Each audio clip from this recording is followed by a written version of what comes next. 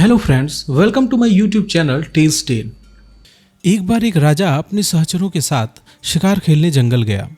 वहाँ शिकार के चक्कर में वो एक दूसरे से बिछड़ गए और एक दूसरे को खोजते हुए राजा एक नेत्रहीन संत की कुटिया में पहुंचकर अपने बिछड़े हुए साथियों के बारे में पूछा। नेत्रहीन संत ने कहा कि महाराज, सबसे पहले आपके सिपाही गए हैं, बाद में आपके मंत्री गए हैं और अब आप स्वयं पधारे हैं। राजा संत के बताए हुए रास्ते पर घोड़ा दौड़ाया और जल्द ही अपने सहयोगियों से जा मिला।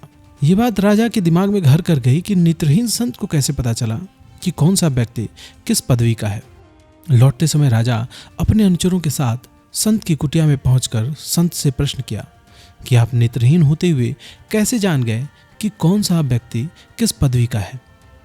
राजा की बात सुनकर नेत्रहीन संत मुस्कुराया और बोला कि महाराज, आदमी की हैसियत का ज्ञान नेत्रों से नहीं उसकी बातचीत से होती है, उसकी भाषा से होती है। सबसे पहले जब आपके सिपाही मेरे पास पहुंचे तब उन्होंने मुझसे पूछा कि ऐ अंधे, इधर से जाते हुए किसी की आहट सुनाई दी क्या? तो मैं समझ गया कि ये संस्कार विहीन व्यक्ति छोटी पदवी वाले सिपाही ही होंगे। जब आपके मंत्री आए तो उन्होंने पूछा कि बाबा जी, इधर से जाते हुए आपको किसी की आहट मिली क्या? तो समझ गया कि यह किसी उच्च ओहदे वाला है, क्योंकि बिना संस्कारित व्यक्ति किसी बड़े पद पर आसीन नहीं होता। इसीलिए मैंने आपसे कहा कि सिपाही के पीछे मंत्री गए हैं। जब आप स्वयं आए तो आपने कहा कि सूरदास जी महाराज, आपको इधर से निकल कर जाने वालों की आहट तो नहीं मिली। तो मैं समझ गया कि आप राजा ही हो सकते हैं, क्योंकि आपकी वाणी में आदर सूचक शब्दों का समावेश था। दूसरों का आदर वही कर सकता है जिसे दूसरों से आदर प्राप्त होता है, क्योंकि जिसे कभी कोई चीज मिली नहीं वह उस वस्तु के गुणों को कैसे जान सकता है। और दूसरी बात ये कि ये संसार एक वृक्ष स्वरूप है। जैसे वृक्ष में डालियां तो बहुत होती हैं, जिस डाली में ज़्यादा फल लगते हैं झुकती वही है।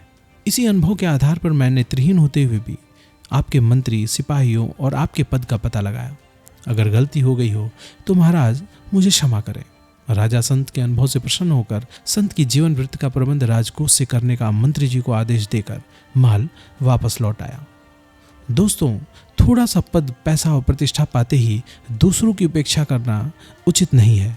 मधुर भाषा बोलने में किसी प्रकार का आर्थिक नुकसान नहीं होता।